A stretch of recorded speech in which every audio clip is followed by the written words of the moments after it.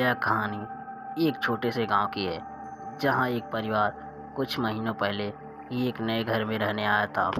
यह गांव शहर से दूर था और यहाँ की जीवन शैली बहुत ही शांतिपूर्ण थी। परिवार के सभी लोग इस नए घर में रहने से खुश थे, लेकिन एक दिन की छोटी बेटी नीतू ने शिकायत की। रात को उसे अजीब चीज़ें महसूस होती है।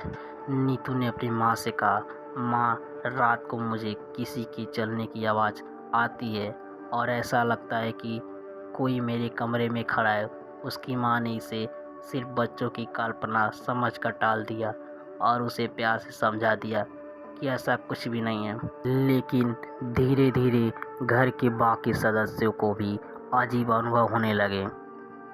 कभी कभी घर के दरवाजे अपने आप खुलने बंद होने लगते और रात में घर के अंदर अजीब आवाज़ें आने लगी। एक रात नीतू की माँ बाथरूम में जा रही थी, जब उसे लगा कि बाथरूम के आईने के पास कोई खड़ा है।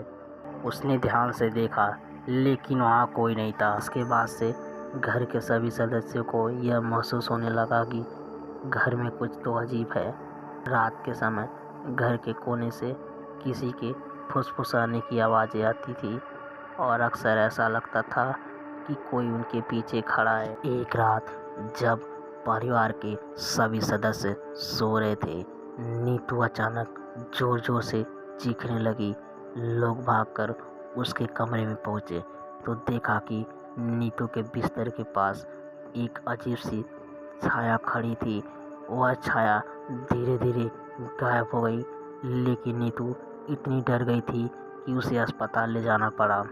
अस्पताल में नीतू ने बताया कि वह छाया एक महिला की थी, जिसके चेहरे पर बहुत गुस्सा था।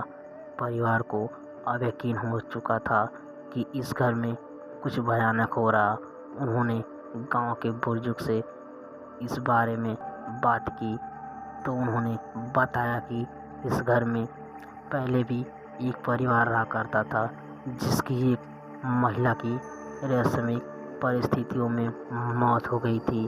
उस महिला की आत्मा आज भी इस घर में भटक रही थी।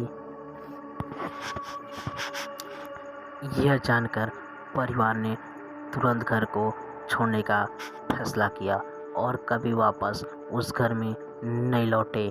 गांव के लोग अब भी उस घर को भूतिया मानते हैं और कोई भी वहाँ रहने की हिम्मत नहीं करता। तो आज की कहानी यहीं तक। चलिए मिलते हैं अगले नेक्स्ट वीडियो।